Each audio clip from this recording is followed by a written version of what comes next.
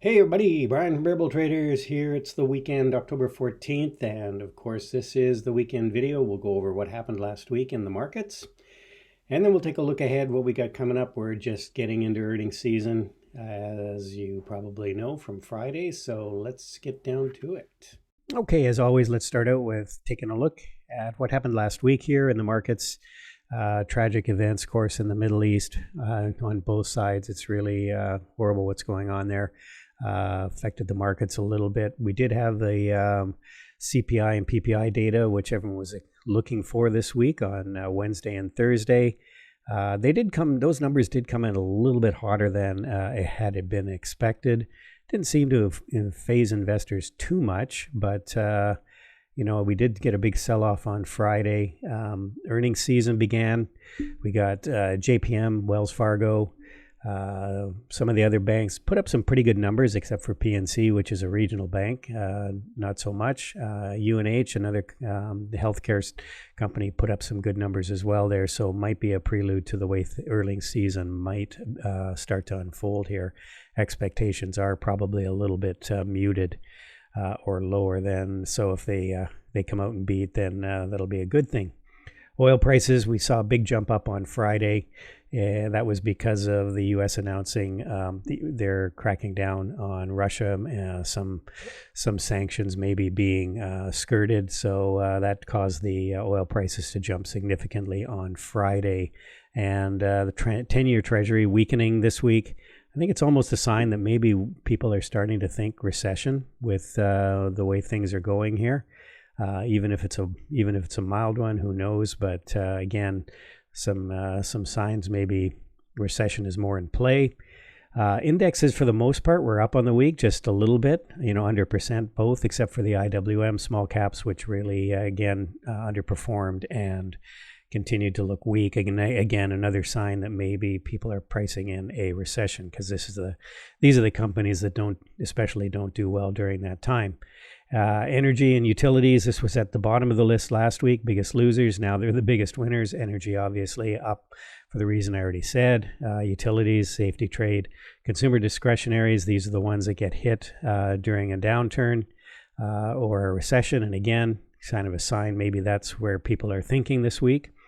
Again, treasuries, really not much change in the shorter terms, but the 10-year was down a little bit more than what would be considered normal. U.S. dollar, again, strong. U.S. dollar sort of the safety haven trade, and maybe that's where that strength came from with the global unrest.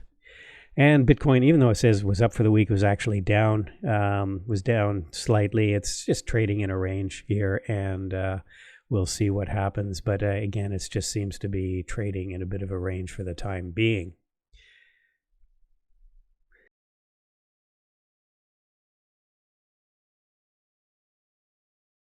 My first book, How to Swing Trade, it was available last week for free on the audio. It still looks like it is.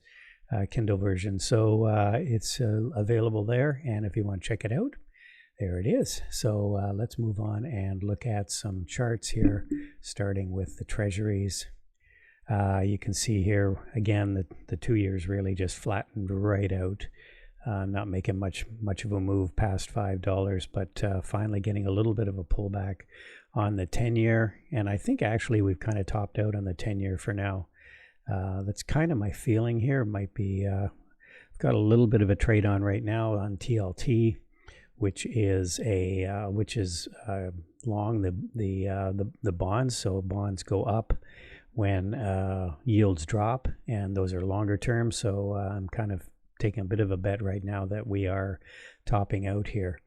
The transports, again, big couple of down days. Thursday had a big down day after that CPI data came out. Kind of gapped up, didn't seem to phase the markets, but then we got the sell-off, and then we had the big sell-off on Friday, which I think is going to be kind of indicative of where we are. And you can see here the transports have really rolled over, and again, transport sign of a health of the economy. We're transporting goods, everything, economy is strong.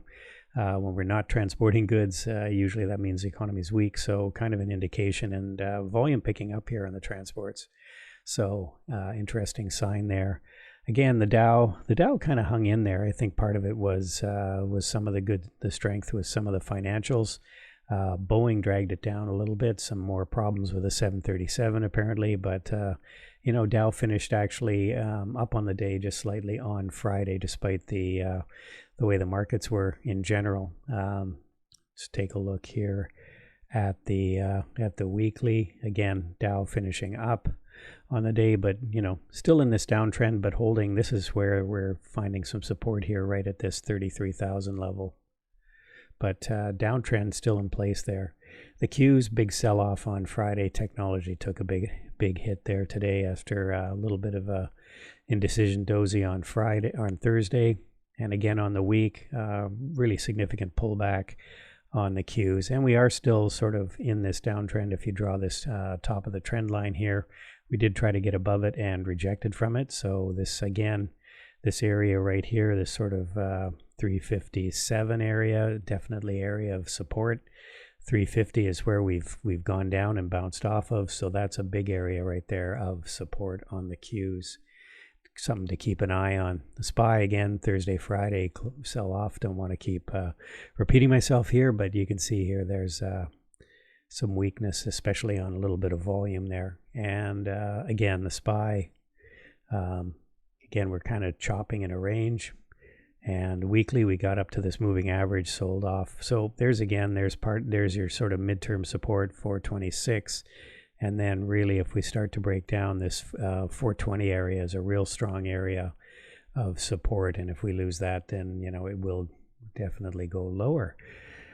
IWM, like I said, looking the worst. The chart says it all here. We're just in this downtrend. Retests fail. We are at a very critical level of support here, right at 170. And we'll see what happens. But yeah, this is an area we bounced before. Not sure if we're going to do it this time on the IWM. The VIX, big spike up Friday on that sort of market sell-off. And the UUP, again, coming back up to retest this high here. It's just, it's very strong, and it's been strong. It's the go-to currency during global unrest. And so it's right back up, still retesting where we tested last week. High was just over 30, and now we're back retesting that level again on the UUP, which is the sort of basket of currencies against the US dollar, mostly euro and Japanese yen.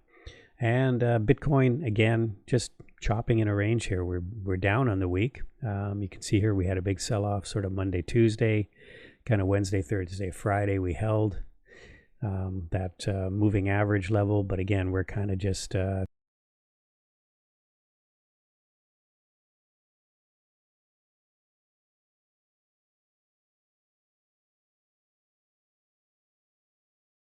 with Apple. You can see here we've got this longer term trend line, and we did fail right at it, pulled back. So this 182.50 looks like could be a resistance. And you can see here earlier we had this shorter term downtrend line. It was broken, but you can see how it broke through, came back, tested it again, and then went higher. So down here probably 172.50 support, but that's a long way from where we are right now. So anyway, we'll see what happens with Apple, but that's kind of an interesting set of levels there. AMD, again, we've got this level right here from these previous levels of resistance, and you can see here we failed right there at it. And but we have broken out of this downtrend. You can see we did break out. We are sort of checking back right now. So there's your support somewhere around 103, 103.50, and we might just continue higher from here. It is a little bit overbought. You can see this room, some of the momentum indicators kind of rolling over there. Gold is something I got into last week. You can see here we had a kind of a V reversal, and then that was pretty much when the war started. And gold, usually a safe haven trade, even though the fact that the dollar has been strong, and that's kind of the way it's been trading with strength in the US dollar. This thing has just been selling off. GDX is a gold miner, so not necessarily gold, but a proxy for the price of gold. And usually get a better move on the gold miners when gold goes up versus trading gold directly. So you can see here we've broken through a level that I thought was going to be one level that is going to be resistance. And we got through this second level here on Friday, and 30 looks like an area we could be going to. A lot of sort of evidence apparently that a lot of the banks and some of the countries are buying gold as well. So kind of interesting there. JP Morgan, they reported on Friday. So again, I don't usually play stocks going into earnings, but you can see here we had a massive sell-off. We had a big gap up, huge sell-off. This is a big time reversing doji. So I actually traded on Friday when it sort of started topping out at 152.50. I sold some calls there and just let them expire worthless on Friday. But you can see big volume on Friday. They came out with some good numbers, and that's why it gapped up. But you can see as the day went on, investors and traders weren't overly enthusiastic about it because it sold off pretty hard. So not sure if there's a trade there after that move. Meta's again topped out kind of right at a level where you would have expected it to. I did mention that last week, 330 sort of resistance, and that's exactly where it ended up. I had some 302.50 calls that I let expire worthless on Friday, and I'll be looking maybe to short some 330 calls and maybe play something down here like a 300 put or something like that for next week. NVIDIA, again, here's your level of support put in here and resistance. This kind of goes back to these levels here. Again, this 480 level resistance, and it's what I mentioned last week as resistance as well.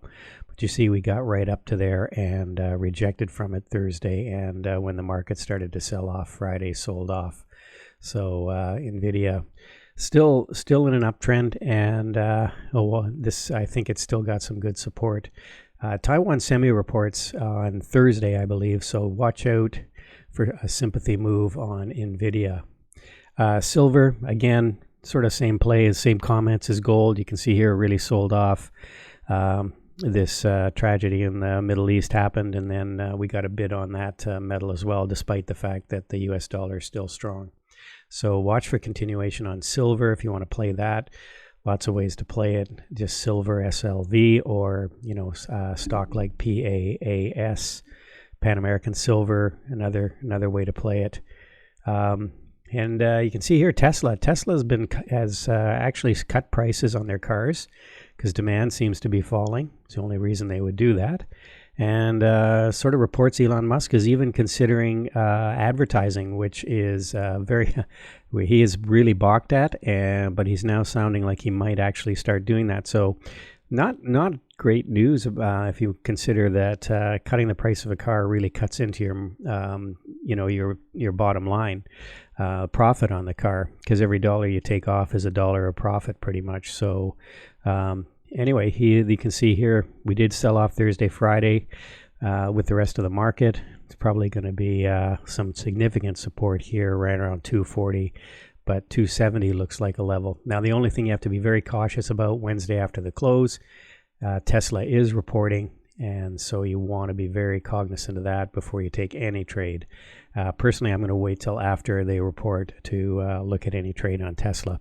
XLY, again, I've been mentioning that maybe there's a little bit more pessimism about avoiding a recession, and so XLY sold off pretty hard Thursday, Friday. Here's an area where we've had multiple challenges of this 157.50 support. I expect if we come back down there again, it'll probably bounce again, but we'll see here. But it's definitely sort of range bound. So that's your sector of the week play there. But I'd be watching this 157.50. If we lose there, there's not a lot of volume supporting a flush down here into this area, and maybe even a gap fill into the lower 152s, into the 152, 153 area.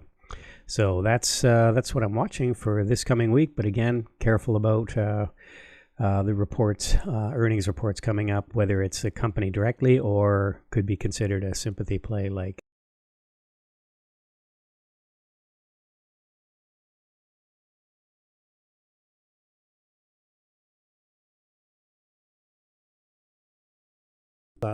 that we went out on Friday, support and resistance levels. You can see the IWM's been weakest and is at support right now, so watch for that. Economic events, we've got a lot of Fed speakers this week, actually. Too many to actually list, but I've shown a few there, some of the more interesting ones. We do have a lot of housing data and retail sales coming out this week. These are the numbers that come out during this time of year, middle of the month, and jobless claims, of course, as usual. Powell will be speaking at 12 a.m. or 12 noon on Thursday, so that could be a market mover, as well as this Loretta Mester Cleveland Fed at 12:15 on Friday. So watch for that. And of course, we got the Beige Book at 2 o'clock on Wednesday.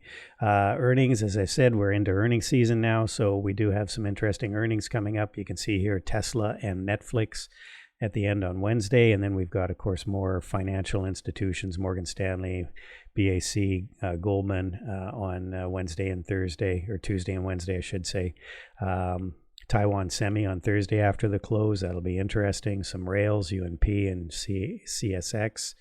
And some energy stocks, Schlumberger on Friday. So that's it, everybody. Enjoy the rest of your weekend. 8 o'clock as usual, Monday morning, live on YouTube. We'll be starting our pre-market show and then trading the market open with our members at 9